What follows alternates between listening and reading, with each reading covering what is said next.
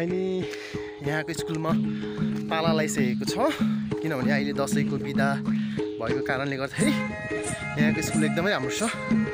अनि यहाँबाट देखिने गाउँहरू अनि अहिले यता चाहिँ कुहिरो लागिरहेछ। म त लेकतिर पो छु त हो, माया कुहिरोले ढकमक्क भएको छ भने जस्तो भइरहेछ। यताबाट राम्रो दृश्य देखिन्छ। आउनुस् बेबी जाउँ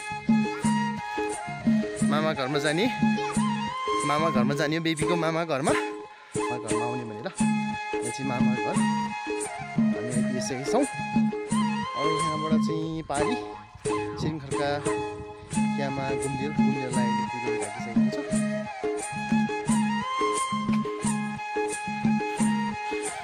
भगवान्जी स्कुलबाट यहाँ गुम्बा डाँडा देखिनेछ। फाइनली गाइस आइपुग्यो।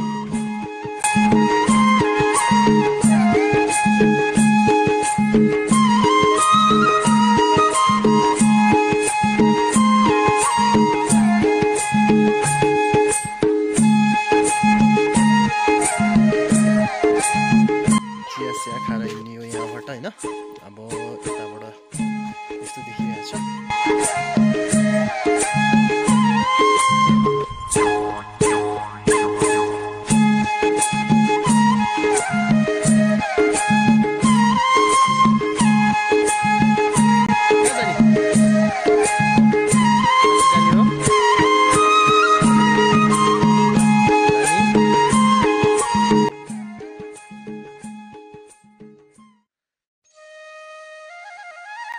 अब यहाँबाट उकालो लागेपछि यहाँको गुम्बा देखिरहेछ गाइस। अब आज चाहिँ गुम्बा देखाउन सकिँदैन होला किनभने म त्यही भएर फर्किन्छु गाइस। यहाँको भकान्जी गुम्बा यो हो। तपाईहरुलाई म अर्को ब्लगमा यो गुम्बा सबै देखाउनेछु तपाईहरुलाई। यसभित्रको दृश्य पनि तपाईहरुलाई देखाउनेछु। अहिले चाहिँ म तपाईहरुलाई यहाँको स्कुल देखाउँदैछु भकान्जीको।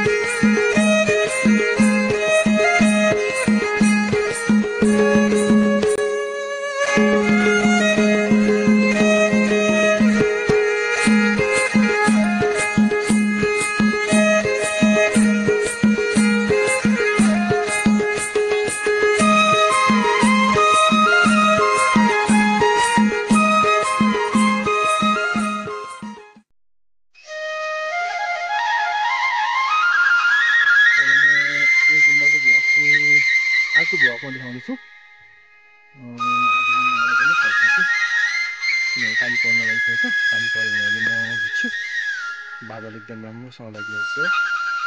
बादल आउँछ अब केही देखिँदैन।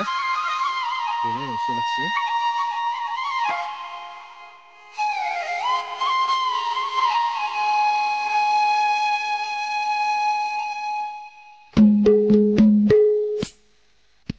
Thank you guys. म तपाईहरुसँग अर्को ब्लगमा भेट्नेछु। अहिले पानी पर्यो।